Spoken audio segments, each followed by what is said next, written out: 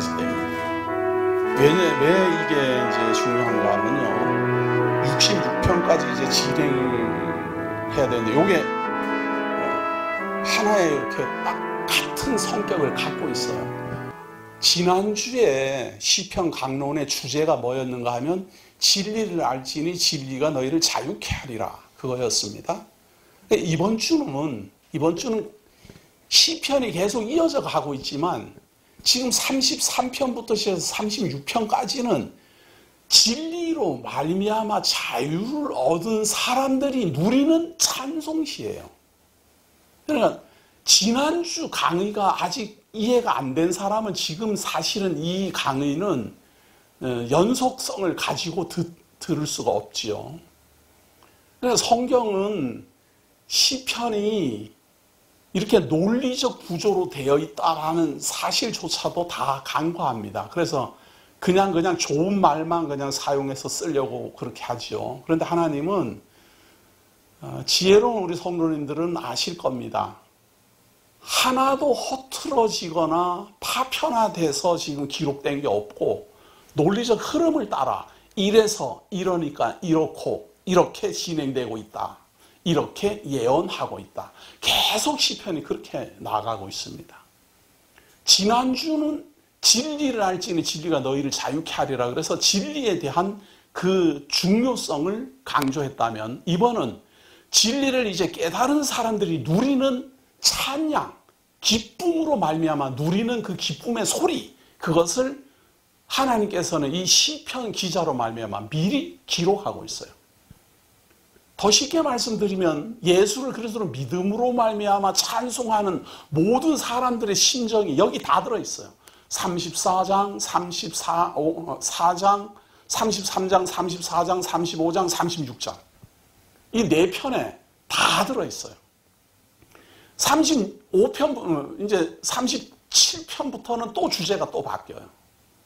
그러니 이게, 제가 이게 좀 길지만 간략간략해서 그 중요성은 살펴볼 필요가 있습니다.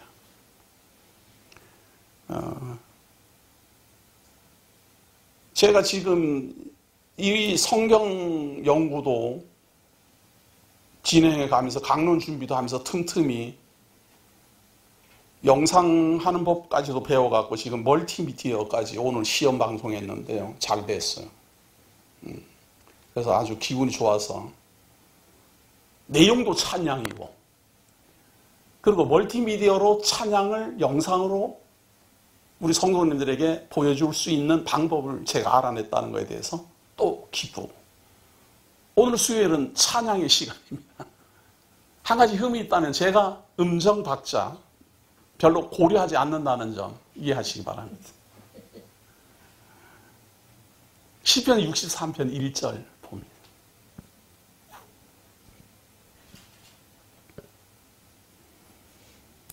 (63장 1절) 하나님이여 주는 나의 하나님이시라. 내가 간절히 주를 찾되 물이 없어 마르고 황폐한 땅에서 내 영혼이 주를 갈망하며 내 육체가 주를 앙모하나이다. 내가 주의 권능과 영광을 보기 위하여 이와 같이 성서에서 주를 바라보았나이다. 자, 이제 시작이 말이에요. 목이 마르고 황폐한 땅에서 주를 갈망하고 육체가 하나님을 앙망하고 그렇게 하다가 드디어 하나님을 만났어요. 성전에서 하나님을 뵌 거예요. 그래서 진리를 찾다가 드디어 진리를 만난 거예요. 진리를 본 거예요. 진리를 들은 거예요. 이제 63편 서론이 이렇게 시작되는 겁니다. 그동안 하나님을 찾고 하나님을 그렇게 갈망하고 그렇게 간구했는데 드디어 하나님을 만났습니다. 만나고 나니 이게 보이기 시작하는 겁니다. 주의 인자하심이 생명보다 나음으로 내 입술이 주를 찬양할 것이라. 이러므로 나의 평생에 주를 송축하며 주의 이름으로 말미암아 나의 손을 들리이다. 우리가 기뻐서 막 할 때 막 손을 높이 들고 막 찬송을 막 하잖아요. 하나님을 만나고 났을 때의 기쁨의 표현입니다. 우리는 말이에요, 사람은 하나님을 만날 수가 없어요. 많은 사람들이 하나님을 보면 믿는다 그러지만 하나님을 볼 수가 없어요. 이 죄인은. 그래서 하나님이 사람의 형상으로 이 땅에 왔는데 하나님이 사람의 형상으로 이 땅에 와서 죽지도 않는다면 사람이 아니죠. 사람은 이 세상에 태어나서 살다가 죽어야 되거든요. 그러나 하나님도 사람의 형상으로 왔기 때문에 이 세상에 태어났다가 33년을 살다가 우리의 대속제물이 되셔서 죽으시고 부활하시고 승천하셨어요. 계속 이 땅에 있으면 하나님이 이 땅에 있으면 사람의 모습이 아니잖아요. 하나님이니까. 그 하나님 앞에서는 어떤 사람이라도 살아날 수가 없어요. 그래서 하나님께서 부활하시고 승천하시면서 약속을 하기를 성령이 와서 예수를 그리스도로 믿게 하는 진리를 깨닫게 한다. 그거예요. 그래서 우리 기독교 성도들은 하나님을 어떻게 만나는가 하면 진리로 만나는 거예요. 진리로. 우리 눈으로 우리의 귀로 직접 하나님을 듣고 보고 이렇게 하는 게 아니고 하나님이 선지자와 사도들로 말미암아 증거하신 진리의 말씀을 성령이 중생하여 깨닫게 하심으로 듣고 보고 깨달아 하나님을 보는 것처럼 하나님의 말씀을 듣는 것처럼 배우는 거예요. 그래서 진리를 알고 나면 하나님의 성도임을 알고 하나님의 성도임을 알고 나면 죄사함을 받았음을 알게 되고 죄사함을 받았음을 알게 되면 영원한 생명을 얻었음을 알게 되고 영원한 생명을 얻었음을 알게 되면 하나님의 영원한 백성이라는 사실을 깨달아 찬송하게 되는 것이 성도예요. 이게 순서예요. 순서. 우리 지금 온라인 복음교회가 전파하고 있는 이 모든 말씀의 순서가 그 순서를 그대로 지금 따라가고 있습니다. 저도 가끔 그런 유혹이 있습니다. 유튜브에다가 우리가 영상을 올리는데 많은 사람들이 이제 제 스타일을 알아요. 이 강 목사가 어떻게 설교하는지를 알기 때문에 뭐 이제 안 눌러봐도 이 사람 어떻게 하는지 알아. 이렇게 호기심도 없어요. 이거 잘 많이 안 눌러봐요. 한 300명밖에 안 눌러봐요. 그러면 한 10만 명씩, 100만 명씩 눌러보게 하려면 여기 제목부터 이상하게 달고 내용부터 이상하게 하면 사람들이 호기심이 나서 누를 텐데. 우리 오두리님이 저한테 그러더구만요. 10일 전에면 지옥 간다. 그렇게 제목을 다루면 많이 볼 거라고. 이 사람이 관심을 끌기 위해서 그런 방법을 쓰고 싶잖아요. 그런 유혹을 제가 뿌리치고 오직 하나님의 말씀으로만 진리의 말씀으로만 듣고 보게 하고 싶어서 또 성령의 감동이 이 하나님의 말씀을 이해하게 하고 깨닫게 하고 싶어서 최선을 다해요. 63장 한번 5절을 보세요. 골수와 기름진 것을 먹은가 같이 골수와 기름진 것을 먹는다는 게 아니고 비유라 이 말이죠. 그렇게 먹는 것처럼 나의 영혼이 만족할 것이라. 누구를 만나면? 진리로 말미암아 하나님을 만나면 하나님의 거하시는 성전이 되어가는 성도라면 그리스도가 머리가 되고 우리가 그의 지체가 되었다라는 놀라운 사실을 깨달은 성도라면 하나님이 거하시는 성전이 되어가기 위하여 지어져 가고 있다라는 사실을 깨닫는다면 마치 골수와 기름진 것을 먹은 것 같이 나의 영혼이 만족해요. 영혼의 만족이에요. 우리는 육신의 만족이 아니에요. 하나님을 믿는 성도들은요, 이것이 참 안타까움이거든요. 사람이 먹고 사는 문제가 중요해요. 우리 육신을 입고 있으면. 그래서 육신에게는 진짜 기름진 것과 골수와 아주 영양가 있는 먹은 것을 먹여줘야 돼요. 그게 육신이 만족을 얻는 방법이에요. 근데 진리는 영혼의 만족을 줘요. 바꿔 말하면 영혼이 없는 사람은 만족이 없어요. 영혼이 없는 사람이 누굴까? 한번 생각해 보세요. 그냥 태어나서 살다가 그냥 죽으면 다 끝나버리고 없어져. 이렇게 말하는 사람이 영혼이 있다는 말이에요? 없다는 말이에요? 자기 스스로, 강 목사가 말을 하는 게 아니고 본인들이 그렇게 말을 하더라니까요. 그냥 뭐 짐승처럼 이렇게 태어나서 살다가 그냥 죽으면 다 끝나고 없어진대요. 그러면 영혼이 없는 거예요. 영혼은 우리 육신이 이렇게 태어나서 살다가 죽어서 흙에서 와서 흙으로 돌아가더라도 존재해야만 영혼이에요. 그렇지 않아요? 우리는 이 영혼이 어디서 왔고 왜 살며 어디로 가느냐 이거예요. 육신은 그 영혼의 그릇이에요. 그릇. 그 영혼을 담아놓는 그릇에 불과해요.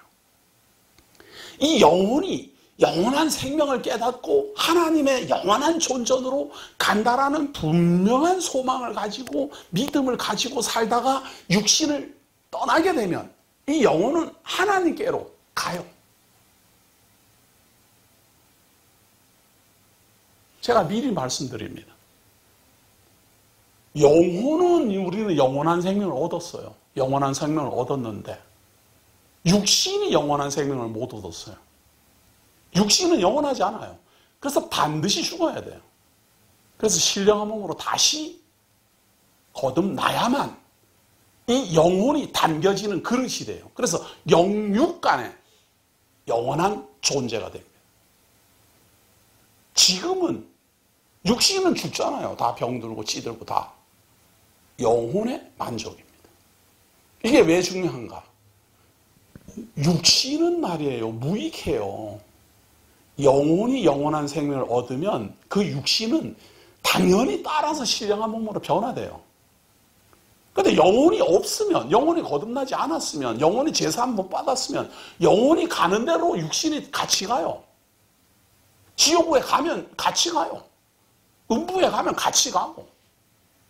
그러니 영혼의 만족이라는 것이 우리에게 얼마나 중요합니까? 3000년 전에 벌써 시편 기자는 예언하고 있습니다. 나의 입이 기쁜 입술로 주를 찬송하되 내가 나의 침상에서 주를 기억하며 새벽에 주의 말씀을 작은 소리로 읊조릴 때에 하오리니 주는 나의 도움이 되셨음이라 내가 주의 날개 그늘에서 즐겁게 부르리다.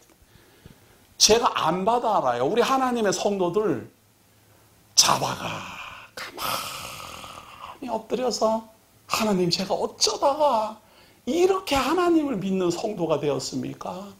그런 기도, 그런 감사, 그런 찬송하는 사람들이 거의 다일 겁니다. 왜냐하면 저도 그러니까. 어려운 일도 있고 힘든 일도 있고 짜증나는 일도 다 있지만 내가 하나님의 성도로 부름을 입고 하나님의 말씀을 증거하고 또 듣고 보고 배운다는 이 사실 자체를 가만히 생각하면 기적 같아요. 나 같은 사람이 어떻게 하나님을 이렇게 믿을까? 남들은 이렇게 손가락질하고 뭐 못났니 잘났니 뭐 어쩌니 저쩌니 별의별 말을 다 하는데 내가 생각해도 내가 하나님 앞에 정말 떳떳하지 못한데 이런 나를 하나님이 나의 백성이라고 나를 불러주셨으니 이 감사를 어떻게 하면 좋을까?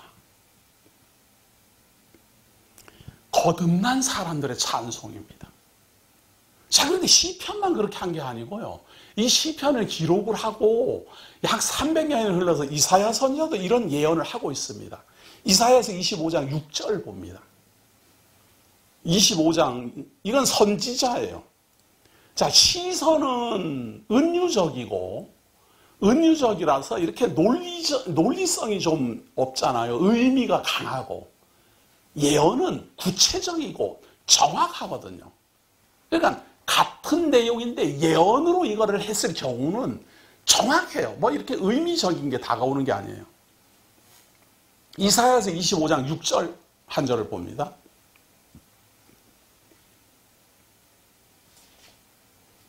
자, 제가 봉독합니다. 이사야서 25장 6절. 만군의 여호와께서 이 산에서 시온산이에요. 예루살렘의 산. 만민을 위하여 기름진 것과 오래 저장하였던 포도주로 연회를 베푸시리니 곧 골수가 가득한 기름진 것과 오래 저장하였던 맑은 포도주로 하실 것이며 또 이 산에서 모든 민족을 얼굴을 가린 가리개와 열방 위에 덮인 덮개를 제하시며 사망을 영원히 멸하실 것이라. 주 여호와께서 모든 얼굴에서 눈물을 씻기시며 자기 백성의 수치를 온 천하에서 제하시리라. 여호와께서 이같이 말씀하셨느니라. 2700년 전의 예언이에요. 이 시온으로부터 자기 백성의 죄를 다 제하여 줄 것, 자기 백성의 수치스러움을 다 제하여 줄 것을 하나님이 2700년 전에 예언했어요. 문제는 내가 이 하나님의 백성이라는 사실을 본인이 알아야 돼요. 이방 종교는 다 자기네들이 하나님을 찾아가요. 다 자기네들이 하나님을 찾아가다가 보니까 자기네들이 생각하는 하나님이라는 게 자기 머릿속에 있어요. 하나님은 이래야 된다. 하나님은 저래야 된다. 하나님은 이렇게 생겼을 것이다. 찾으려니까 그렇게 생각을 해야 될 것 아니겠어요? 한번 생각해 보세요. 우리가 잃어버린 부모님들이 잃어버린 아이를 찾는 거 볼 때 몽타주를 만들어요. 그래가지고 5살 때 잊어먹었는데 지금 10년이 흘렀으니까 15살이 됐으면 이렇게 생겼을 것이다 하고 몽타주를 미리 만들더라고요. 다. 사람은 꼭 그래요. 본 적이 없는 신을 찾으려면 그 신을 자기가 만들어야 돼요. 자기가 못 만들면 남이 만들어 놓은 걸라도 빌려야 돼요.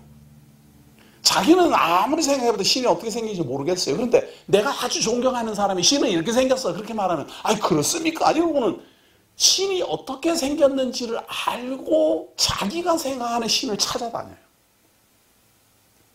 이게 이방 종교의 특징이에요. 기독교에는 하나님이 2700년 전에 벌써 약속을 했어요. 시온, 예루살렘에서부터 시작해서 자기 백성을 다 찾아가지고 그 눈물을 씻기고 자기 백성의 수치를 다 제하여 줄 것이라고 하나님이 말씀을 했으니까 내가 하나님의 백성이라면 하나님이 나를 찾아올 거예요. 하나님의 진리의 말씀이 나를 찾아서 올 거예요. 2700년 아니라 3000년이 흘렀어도. 그래서 하나님의 말씀이 우리의 심령 골수를 쪼갠다고 그러는 거예요. 분명히 말인데 2700년 전에 예언한 그 하나님의 말씀이 내게 다가오는 거예요. 그래서 그리스도로 말미암아 죄사함을 받게 하고 그리스도로 말미암아 수치를 제거하게 하고 그리스도로 말미암아 하나님의 백성이라 인쳐주시는 놀라우신 역사가 내게 이루어지더라 그 말이에요. 이것을 깨달은 모든 성도님들은 찬양해야 됩니다. 감사해야 돼요. 눈을 뜨면서 감사하고 눈을 감으면서 감사하고 하나님이여 어쩌다가 내가 하나님의 백성이 되었습니까? 하나님을 알지도 못했고 하나님을 배울 수 있는 능력도 없고 나 같은 사람이 정말 하나님에겐 관심도 없고 그저 돈 버는 데만 열심히 그냥 먹고 사는 데만 열심을 내던 내가 어떻게 영혼의 만족을 얻기 위하여 하나님을 믿고 있습니까? 하나님. 그런 생각 나시거든. 감사하십시오. 아무도 보는 사람 없어도 골방에서 감사하십시오. 기뻐하십시오. 그것이 찬송입니다. 60, 다시 이제 시편으로 옵니다. 다시 시편으로. 제가요, 지금 이 시편에 63편, 64편, 65편, 66편까지 한 구절씩만 성경에 다른 데서 인용을 합니다. 참고해 주기 위해서 그래요. 63장 8절 시편입니다. 나의 영혼이 주를 가까이 따르니 주의 오른손이 나를 붙드시거니와 나의 영혼을 찾아 멸하려 하는 그들은 땅 깊은 곳에 들어가며 칼의 세력에 넘겨져 승냥이의 먹이가 되리이다. 자, 우리는 하나님으로 말미암아 영혼의 만족함을 얻었는데 이 영혼의 만족함을 못 얻은 사람은 우리도 자기네들과 똑같이 음부로 끌고 가려고 가진 수단을 다 동원해요. 쓰러뜨리고 니처럼 해가지고 무슨 목사냐, 니처럼 해갖고 무슨 장로냐, 니 같은 사람이 무슨 교인이냐 이래갖고 우리들로 하여금 좌절하게 만들어서 누가 뭐라 그래도 하나님으로 말미암아 내가 죄사함을 입고 하나님의 백성이 되었다라는 이 영혼의 만족을 어떻게 해서든지 흠집내려고.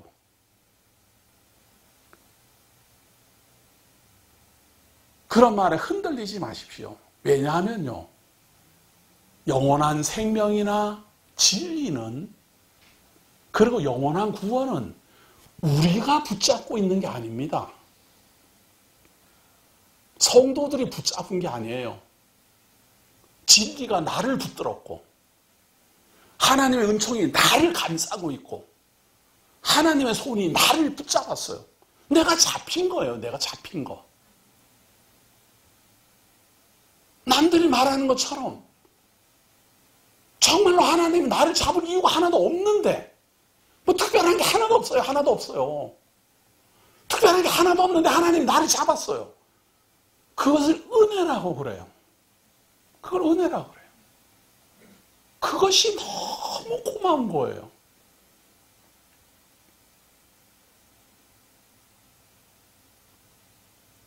우리는 많은 사람, 어떤 사람 보고 이렇다 저렇다 막 탓하고 욕하지만 말이에요. 정말로 정직하게 하나님 앞에 자기를 다 내려놓으면은 거기서 거기입니다. 성도님들은 한번 진짜 붕괴해 보신 적이 없으면 제 말을 이해 못할 수도 있어요. 제가 극도의 분노가 치솟으니까요, 정말로 사람을 해치고 싶더라니까요. 주먹이 막 여기까지 막 올라오더라니까요. 그냥 생각에 멈추었으니 다행이지, 어떤 사람은 그게 행동으로 나간 거고, 저는 생각에 멈춰서 참 그래도 이렇게 교도소 안 가고 있는 거지. 생각은 똑같아요. 생각은 그냥 아주 그냥 0.00 막 그냥 종이 한 장 차이로 주먹이 나갔느냐 안 나갔느냐 그것뿐이에요. 살인했느냐 안 했느냐 그것뿐이에요. 우리는 그게 굉장한 차이가 있다고 생각해요. 왜냐하면 교도소 간 사람하고 안 간 사람이 굉장한 차이가 있는 건 분명하니까. 그러나 마음속에서 우리가 벌써 그런 악한 마음을 다 가지고 있는데 뭐가 그렇게 떳떳해요. 부끄럽지요. 하나님 저로 하여금 여기에서 멈추게 해주셔서 너무 고맙습니다. 저도 그런 유혹을 받았고, 저도 얼마든지 더러워질 수도 있고, 저도 얼마든지 살인할 수 있었는데 하나님이 저 같은 사람을 그래도 여기에서 멈추게 해주셔서 너무 고맙습니다. 우리는 분명히 정도의 차이가 있는 것은 분명하지만 하나님 볼 때 그런 마음을 품은 자체가 벌써 악성이에요. 그래서 옆에서 나를 비웃고 조롱해도 솔직히 할 말이 없어요. 화는 나지만 아주 수치스러워요. 정말 할 말이 없어요. 그래도 흔들리지 마시라고 말입니다. 왜? 내가 하나님을 잡은 것이 아닙니다. 하나님이 나를 잡았습니다. 내가 진리를 발견한 것이 아닙니다. 진리가 나를 찾아온 겁니다. 내 스스로 거듭난 것이 아닙니다. 성령 하나님이 나를 거듭나게 해서 새로운 세상을 보게 하는 겁니다. 이걸 깨달은 하나님 성도들이 얼마나 감사하겠습니까? 그러나 이걸 모르는 사람은 자기와 똑같이 영혼이 없다라고 말하게 하려고, 그냥 다 죽으면 끝난다라고, 지옥 간다라는 말은 그래도 안 해요. 왜? 영혼은 없으니까. 그건 자기네들 바람이지요. 영혼이 있으면 영혼은 지옥에 갈 텐데 영혼이 없다 그러니까 지옥도 이제 안 간다 그 말이에요. 천국도 안 가지만. 그런 사람이 영혼이 없는 사람이에요. 우리는 영혼의 만족을 얻었어요. 영혼이 영원토록 존재할 하나님의 장막이 우리의 장막이에요. 그러니까 하나님께 붙들림 받은 사람들은 주변에서 내가 무슨 어떤 수치스러운 일이 벌어졌다 하더라도 하나님이 다 제해 주실 거니까 부끄러워하지 마시고 하나님 앞에 엎드리십시오. 왕은 하나님을 즐거워하리니 주께 맹세한 자마다 자랑할 것이나 거짓말하는 자의 입은 막히리로다. 영혼이 분명히 있는데도 없다고 하는 게 바로 거짓말이에요. 지옥이 있는데도 없다고 하는 게 바로 거짓말이에요. 하나님이 내게 찾아왔고 하나님의 진리의 말씀이 분명히 이렇게 증거되고 증명되는데도 없다라고 하는 게 바로 거짓말이에요. 근데 우리는 다 믿잖아요. 하나님이 내게 오셨습니다. 진리의 말씀으로 나를 구원에 이르게 하시고, 진리의 말씀이 나를 죄사함에 이르게 하셨고, 진리의 말씀이 나를 하나님의 성도라 인쳐주셨습니다. 제가 지금 신약을 보는 게 아니고 3000년 전에 시편을 읽고 있다는 사실을 기억하셔야 됩니다. 왜 제가 이거를 이렇게 자꾸만 말을 해야 되는가 하면요, 벌써 3000년 전부터 벌써 하나님의 성도들은 미리 다 예언되어 있다니까요. 이런 우리와 같은 이런 심정으로 찬송할 것이. 시편 64편 1절 봅니다. 여기서는 생명의 보존함을 얻은 자의 찬양시예요. 63편은 영혼의 만족함을 얻은 자의 찬송시라면 이 64편은 생명의 보존, 생명이 영원하다 이 말이에요. 우리들의 생명은 영원하지 않잖아요. 태어나서 살다가 죽으면 끝난다, 이런 육신의 생명이잖아요. 그런데 영혼의 만족함을 얻고 나면 이 생명이 영원하다 이렇게 알게 된다 그 말이에요. 영원한 생명을 얻은 사람의 만족을 시편 64편이 벌써 찬송을 해요. 하나님이여 내가 근심하는 소리를 들으시고 원수의 두려움에서 나의 생명을 보존하소서. 이 원수는 사망 권세예요. 나의 생명을 보존하소서 이랬으니까 사망의 권세에서 나를 지켜주소서 그 말이에요. 주는 악을 꾀하는 자들의 음모에서 나를 숨겨주시고 악을 행하는 자들의 소동에서 나를 감추어 주소서. 이 간구는 하나님을 만난 사람만 할 수 있어요. 진리를 통해서 하나님을 만난 사람이 하나님의 그 능력을 아니까, 사망 권세도 능히 이기는 자임을 아니까 그 하나님께 나의 생명을 보존하여 달라고 간구하는 거예요. 그러니까 진리의 자유를 누리지 못하는 사람은 이런 기도는 남의 이야기가 돼요. 그런데 우리가 이런 기도를 할 수 있다는 건 하나님을 벌써 만났다는 뜻이에요. 하나님이여 나를 구원하여 주소서. 하나님이여 내 생명을 보존하여 주소서. 원수들이 나로 하여금 타락의 길로, 나로 하여금 유혹의 길로, 나로 하여금 불신의 길로, 나로 하여금 사망의 길로 인도하오니 하나님이여 나를 숨겨주옵소서. 시편을 지금까지 참 이렇게 해오면서 말이에요, 전부 다 하나님께 다 부탁을 해요. 나를 구원하여 주시고 나에게 제사를 베풀어 주시고 다 이래 말하지, 어디 한 군데도 하나님 내게 힘을 주셔서 내가 싸워서 이기도록 해 주시옵소서 이러질 않아요. 그거 이상하지 않아요? 모든 인본주의적 가르침은 사람의 힘으로 무엇을 하라라고 그러는데 지금 시편 64편에 오기까지 전부 다 그런 게 하나도 없어요. 전부 하나님이여 나를 숨겨주시고 나를 감싸주시고 나를 보호하여 주시고. 인본주의자들은 이런 사람 정말 싫어해요. 왜냐하면 자기네들이 아는 하나님이 아니니까.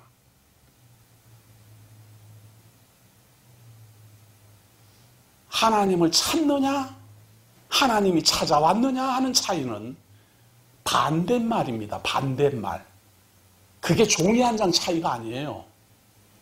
하나님이 내게로 찾아와서 나를 붙들었습니다 이 말하고 우리가 하나님을 찾아가야 됩니다 이 말은 반대말이에요. 이거는 온라인 복음교회는 지금 수많은 교회들과 어떤 면에서는 반대의 가르침을 전하고 있는지도 모르겠습니다. 그러나 우리는 진리 안에서만 말합니다. 진리 안에서만 증거합니다.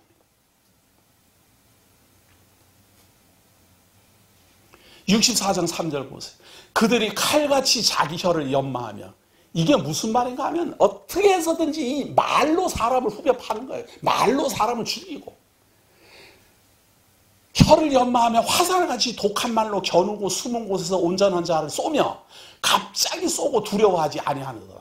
말로 사람을 죽이는 거예요. 다 노리고 있다가 옳다 요거 약점 잡았다 말이지. 상대방을 이기는 방법 중에 가장 좋은 방법이 약점을 잡으면 돼요. 그러니까 정치를 잘하려면 뭐 대한민국을 어떻게 잘 살게 하고 뭐 이런 거는 생각하지 마시고 약점을 잡아갖고 공격을 하면 이겨요.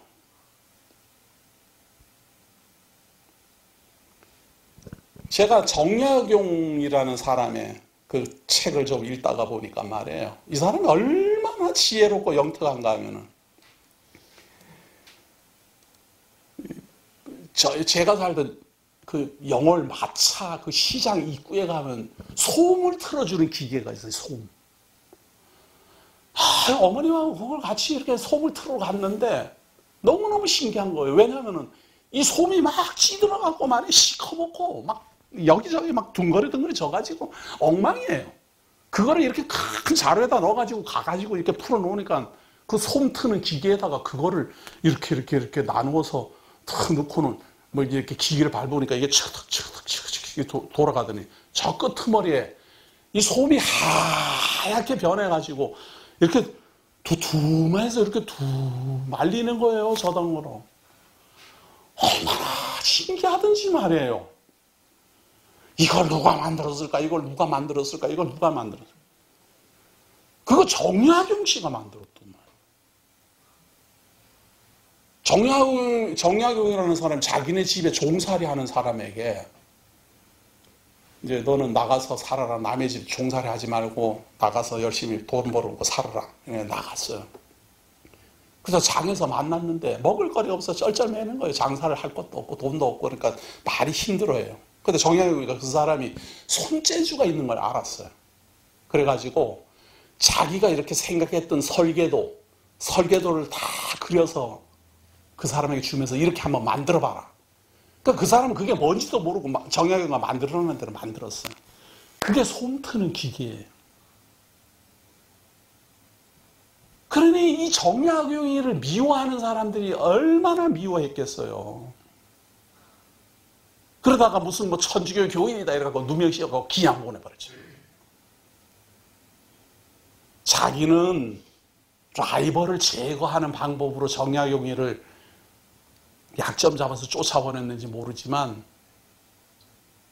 그렇게 지혜로운 사람이 그 시대에 지금 19세기에 그 사람이 존재해서 이 나라를 참 힘이 됐으면 일본에도 이길 수 있었을 텐데 그렇게 좀 잘난 사람은 별 약점을 다 잡아가지고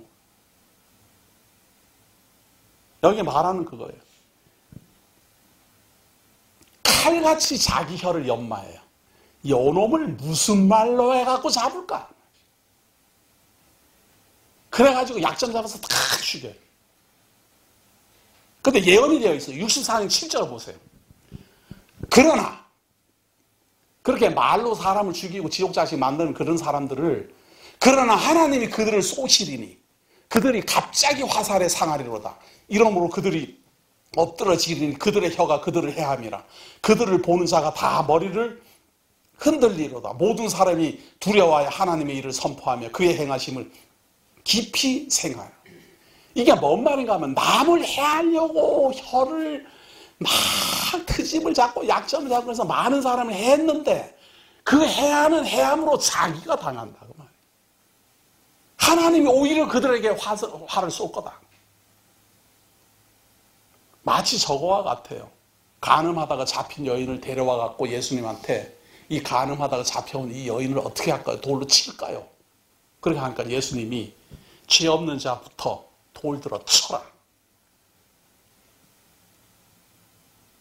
이게 간음한 사람만 돌을 맞아야 되는 게 아니고 죄 있는 사람도 다 돌 맞아야 돼요. 그러니까 자기의 죄는 지금 들키지 않았을 뿐이지 간음하다 현장에서 잡힌 사람은 그 죄가 들킨 거예요. 그러니까 이제 돌을 들어서 그를 다 죽이려고 하지만 돌을 들어서 치는 그 사람들도 사실은 들키지만 않고 약점만 잡히지 않았다 뿐이지 돌을 들어서 칠 자격이 없는 거예요. 예수님이 그 속을 다 알아요. 그러니까 남을 치기 위해서 돌을 들었다가 잘못하면 그 돌로 자기가 자기를 쳐야 돼요. 그런 것이 바로 상대방을 죽이기 위하여 말로, 약점으로, 이간질로 많은 싸움을 붙이지만 결국은 그 사람도 말로 당할 겁니다. 그런데 사람의 말이라면 괜찮은데요. 하나님의 말씀이 심판할 겁니다. 하나님의 말씀이 심령을 찌를 거고 골수를 쪼개버릴 겁니다. 영원한 심판입니다. 영원한 심판으로 하나님은 처단할 거예요.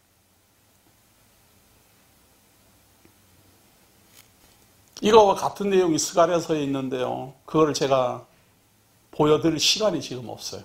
없어서 65편으로 갑니다. 오늘은 이거 66편까지 반드시 다 해야 돼요. 죄사함을 얻은 자의 찬양시입니다. 65편은. 죄사함 받은 사람. 영혼의 만족함을 얻은 사람, 그 다음에 생명의 보호를 받는 사람. 63편은 영혼의 만족을 얻은 사람의 찬양시라면요. 64편은 생명의 보존함을 얻은 자의 찬양시. 그리고 65편은 죄사함을 얻은 자의 찬양시입니다. 자, 65편 1절 봅니다. 하나님이여 찬송이 시온에서 주를 기다려오며 사람이 서원을 주께 행하리이다. 기도를 들으시는 주여 모든 육체가 주께 나아오리이다. 죄악이 나를 이겨 싸우니 우리의 허물을 주께서 사하시리라. 우리가 죄악 가운데 죄인으로서 다 죽었으나 이제 이 허물을 다 하나님이 사해버리면 죄에서 태어나 죄 속에 살다가 죄 속에 죽어가는 사람에게 그 죄가 다 제거가 되면 나만 살아있잖아요. 나만. 이 기쁨을 아십니까? 우리 온라인 복음교회가 제가 또 복음을 강조할 때 많이 강조하는 게 우리가 죄 아래 태어나 죄 속에 살다가 죄 속에 죽어갑니다. 이렇게 말을 해요. 우리 인생의 음부의 권세 아래 있는 그 슬픈 모습을 간략하게 제가 말하는 겁니다. 그런데 그 죄가 다 제거가 되면 어떻게 되겠습니까? 죄 없는 곳에서 죄 없이 살다가 죄 없이 하나님께로 갑니다. 그런데 이 죄를 사람이 해결을 못한다는 데 문제가 있어요. 왜? 죄를 죄로 정한 분이 해결해 줘야 돼요. 우리 사람이 이건 죄다, 이건 죄다 이렇게 사람이 죄를 정한 게 아니에요. 우리 대한민국 법은 사람들이 모여 앉아갖고 우리 이렇게 합시다 저렇게 합시다 의논해갖고 다 만들어졌잖아요. 이게 다 사람이 만들었잖아요. 그래서 이 대한민국에서 죄인이라고 말하는 것은 대한민국 국법을 어기는 사람을 죄인이라고 말해요. 성경에서 말하는 죄인은 하나님의 법을 어긴 사람을 죄인이라고 그래요. 그래서 죄를 죄라고 정한 하나님이 그 죄를 제거하지 않으면 사람은 그걸 제거할 능력이 없어요. 방법이 없고. 사람들끼리 정한 법은 전에 우리가 그런 법 정했는데 이번에는 이제 없는 걸로 합시다. 그렇게 하면 그거 없어지잖아요. 그 법 자체가. 그러면 거기에 관한 모든 죄도 다 없어져 버려요. 이 법이라는 게 그겁니다. 우리나라가 얼마 전까지 뭐 간통죄가 있었는데 간통죄가 없어졌다 그러니까 간통해도 괜찮은 것처럼 많은 사람들이 생각을 하던데 더 무섭습니다. 간통죄에 대해서는 없어졌는 줄 모르지만 가정을 혼란하게 하는 책임은 더 큽니다. 그러니까 여자분들도 그걸 아셔야 돼요. 남편이 바람을 피면은 간통했다고 그거를 속상해 하잖아요. 그걸 왜 여자분들이 그걸 속상해 하는가 하면 나 외에 다른 여자를 사랑했다는 그 자체의 자존심이 상해서 그렇거든요. 그래가지고 바람피는 것을 싫어하는 이유 중에 그게 내가 자존심이 상한 거예요. 그래가지고는 이걸 어떻게든지 복수전을 펴는 강무사가 별걸 다 가르쳐주네.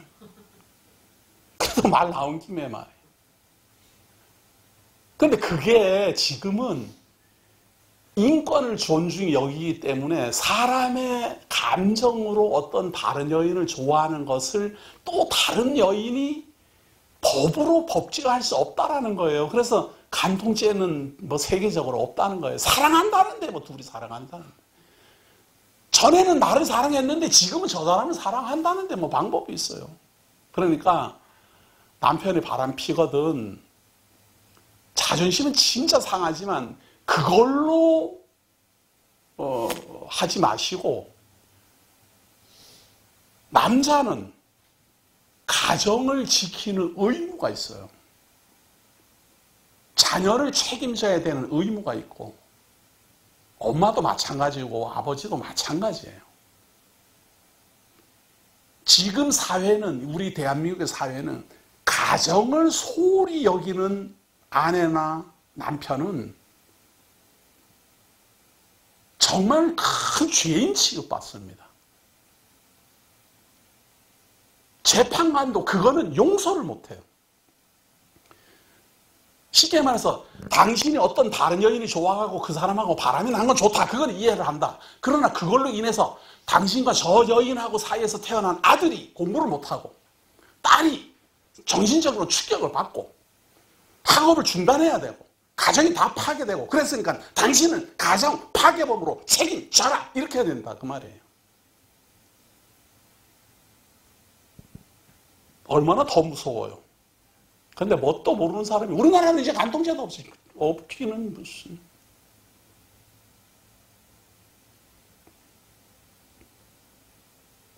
근데 왜 갑자기 그쪽으로 갔죠? 하나님이 정하신 법은 사람이 없이 할 수 없어요. 그래서 우리가 하나님 앞에서 죄인으로서 하나님께 정죄함을 받게 되면 그 죄사함을 받으려면 하나님이 해결해야만 죄사함을 받아요. 우리가 그거를 하나님께 간구해야지 되는데 하나님을 발견도 못했는데 진리를 깨닫지도 못했는데 중생하지도 못했는데 그 죄사함을 받으려고 하나님께 어떻게 간구를 하겠어요? 근데 우리는 그걸 하잖아요. 진리를 깨닫지 못한 사람, 진리를 알지 못하는 사람은 죄사함을 어떻게 받아야 되는지 누구에게 간구해야 되는지도 모르기 때문에 못하는 거예요. 죄사함을 못 받아요. 근데 우리는 하나님이여 우리로 하여금 이 죄사함을 받게 하여 주시고 우리로 하여금 하나님 성도 되게 하여 달라는 간구를 한다 그 말이에요. 왜? 하나님을 알았으니까.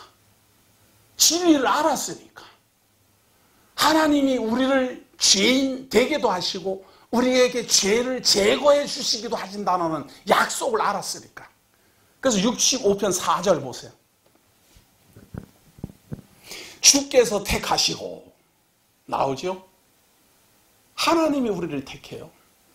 가까이 오게 하사 하나님이 우리를 가까이 오게 해요. 또 주의 뜰에 살게 하신 사람은 복이 있나이다. 아니 하나님이 택하고 가까이 오게 하고 주의 뜰에 살게 하신 사람. 이게 제가 간단하게 말해서 하나님이 우리를 붙들었다 그 말이에요. 우리가 하나님을 붙드는 게 아니고 우리가 주의 집 곧 주의 성전의 아름다움으로 만족하리이다. 우리 구원의 하나님이시여 땅의 모든 끝과 먼 바다에 있는 자가 의지할 주께서 의를 따라 어미하신 일로 우리에게 응답하시리이다. 하나님을 발견하고 하나님의 뜻 안에 있고 하나님의 성전에서 진리의 자유를 얻은 사람은 죄사함을 간절한 마음으로 구할 자격이 있어요. 왜? 그렇게 해주신다고 약속했으니까. 우리가 요구를 먼저 한 게 아니고 하나님이 그렇게 해주신다고 먼저 약속을 했어요. 자기 백성의 죄를 흠없고 거룩하게 하겠다. 이렇게 하나님이 약속했다니까. 하나님 이름을 걸고 그 약속을 알고서 우리가 제사해 달라고 구하는 거예요. 그러나 하나님의 진리를 모르고 하나님을 아직 깨닫지도 못했고 중생도 못했고 하나님을 뭐 어디 계신지도 아직 모르는 사람은 제사하면 강구를 안 하지요. 구할 필요도 없고. 그러니까 그런 분들은요, 우리를 이해 못합니다. 아이고, 교회 갔더니 이상하게 자꾸 죄인이라 그러대. 어떤 분이 그런 글을 썼더라고요. 나는 죄 진 적도 없는데 거기는 죄인들만 다 왔는지 전부 다 죄인이라 그러고 목사부터 죄인이라 그러대. 자기는 죄 지은 기억이 없어요. 그러니까 죄사함 받을 것도 없지요. 죄사함 받을 것도 없어요. 죄인이라는 생각도 없고. 그러니까 하나님의 은혜도 몰라요. 이것이 하나님을, 진리를 하나님의 성전에 들어간 사람과 들어가지 못한 사람 차이점입니다. 하나님의 성전에 들어간 사람, 진리를 발견한 사람은 다 자기가 하나님 앞에 부끄러운 존재임을 알아요. 하나님이 어떻게 나 같은 사람을 붙들었는가? 하나님이 나 같은 사람이 어떻게 이 귀한 진리를 증거해 주셨는가? 너무너무 고마워해요.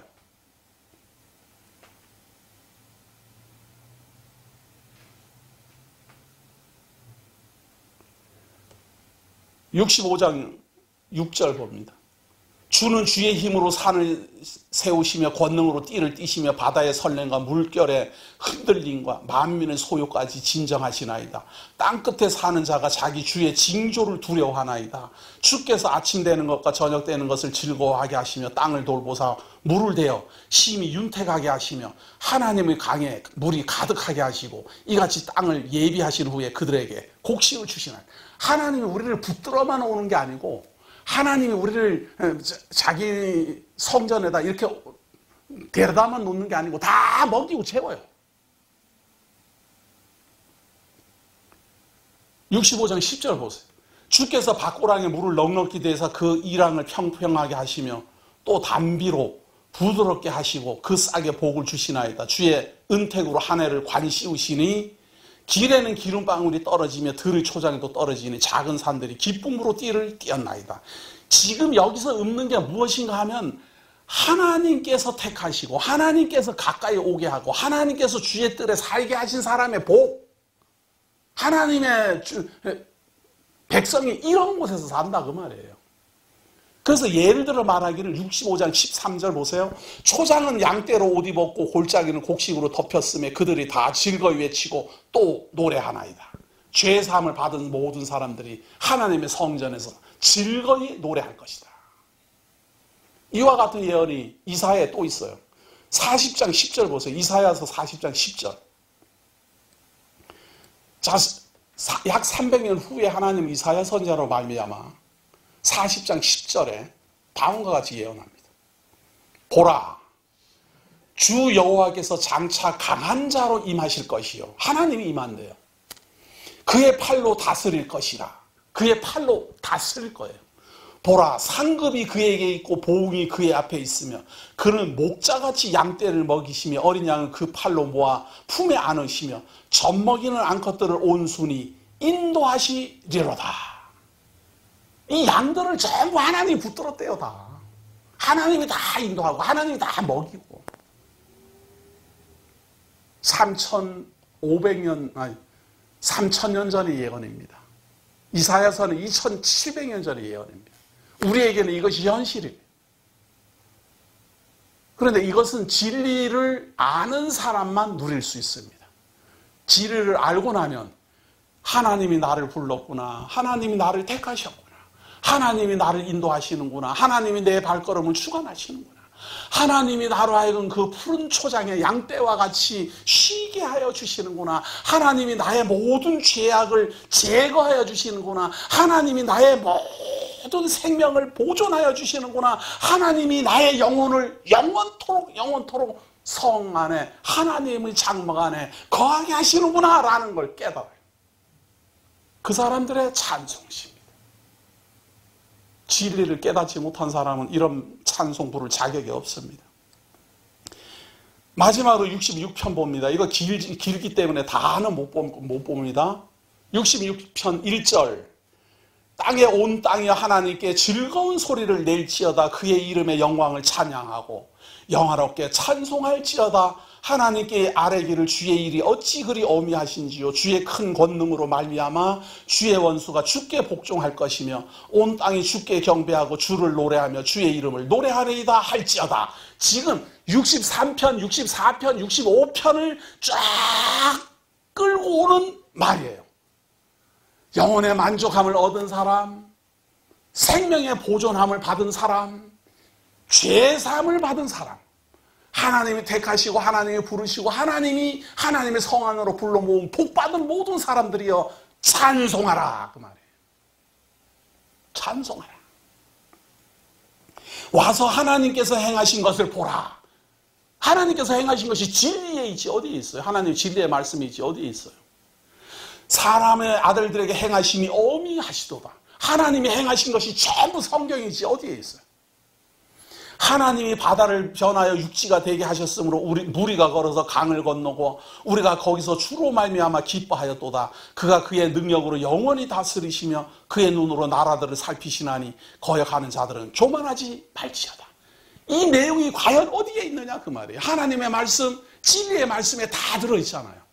그러니까 하나님을 만나고 싶으시면, 하나님에게 붙잡힌 바 되고 싶으시면, 영혼의 만족을 얻고 싶으시면, 생명의 보존함을 받고 싶으시면, 죄사함을 얻고 싶으시면 반드시 하나님의 말씀 진리를 듣고 보고 깨달아야 돼요. 얼마나 중요한 내용입니까? 그걸 알아야만 겸손해지고 그걸 알아야만 하나님 앞에서 자기의 모습을, 자기의 상태를 돌아보는 지혜가 생깁니다. 자, 66편 16절 봅니다. 하나님을 두려워하는 너희들아 다 와서 들으라. 제발 들으십시오. 하나님이 나의 영혼을 위하여 행하신 일을 내가 선포하리다. 우리가 증거하겠습니다. 하나님이 나를 구원하시고 하나님이 나에게 죄사함을 베푸신 것을 자꾸 증거하겠습니다. 내가 나의 입으로 그에게 부르짖으며 나의 혀로 높이 찬송하였도다. 내가 나의 마음에 죄악을 품었다라면 주께서 듣지 아니하시리라. 우리가 말이에요. 진리를 발견하지 못하고 진리 안에 살지 못하면 암만 기도해도 하나님 안 들어요. 그러나 죄사함 받고 생명의 보존함을 받고 하나님께서 택하시고 하나님이 부르시고 하나님이 인도하시는 하나님의 양떼라면 그들의 말은 다 들어요. 하나님이. 그게 성도들이에요. 66장 19절 보세요. 그러나 하나님이 실로 들으셨으며 내 기도 소리에 귀를 기울이셨도다. 진리를 아는 사람이니까. 하나님이 부르신 사람이니까. 하나님을 찬송하리로다. 그가 내 기도를 물리치지 아니하시고 그의 인자하심을 내게서 거두지도 아니하셨도다. 자, 총정리합니다. 진리를 알지니 진리가 너희를 자유케 하리라. 진리를 알게 되면 무엇을 알게 됩니까? 영혼의 만족을 얻습니다. 생명의 보존함을 받습니다. 죄사함을 받습니다. 그리고 하나님께 아버지라 부르며 그분께 감히 죄 속에 태어나 살다가 죄 속에 죽어가는 사람이 죄사함을 이제 받았기 때문에 하나님 앞에 감히 입을 열어 간구하고 그 간구를 하나님은 들으십니다. 이 진리의 말씀이 성도들과 함께하기를 예수의 이름으로 기원합니다. 하나님이 사랑하셔서 지금까지 인도하여 주시고 놀라우신 복음의 말씀으로 말미암아 우리로 하나님의 성도 되게 하시고 진리를 깨달아 알게 하시고 증거하게 하셔서 하나님의 백성으로서 영혼의 만족을 얻게 하시고 생명의 보존함을 받게 하시고 죄사함에 이르게 하셔서 하나님을 아버지라 부르며 하나님 앞에 감히 입을 열어 간구하게 하시니 고맙습니다. 우리 구약의 선지인들이 그토록 바라고 소원했던 이 모든 일들이 우리에게는 이제 이루어진 일이고, 진리를 깨달은 일이고, 죄사함을 받은 일이고, 영혼의 만족을 얻은 일이고, 우리들의 생명이 영원한 생명으로 응답하던 모든 일들을 우리가 바라봅니다. 이제 하나님께 바라옵건대 말씀하신 대로 이루어 주시는 대로 영원한 하나님 나라 도래하게 하시고, 우리로 하여금 영원히 쉴 수 있는 하나님 나라로 인도하여 주옵소서. 그때까지 이 음부의 권세가 강하게 활동하는 이 세상에서 흔들리지 말고 견디게 하시고, 이 세상을 살아가는 그 시간 동안 하나님께 가장 가치로운 진리를 알고 진리를 전파하며 진리를 전승하는 일에 마음과 뜻을 다하도록 인도하여 주옵소서. 예수님 이름으로 기도드립니다.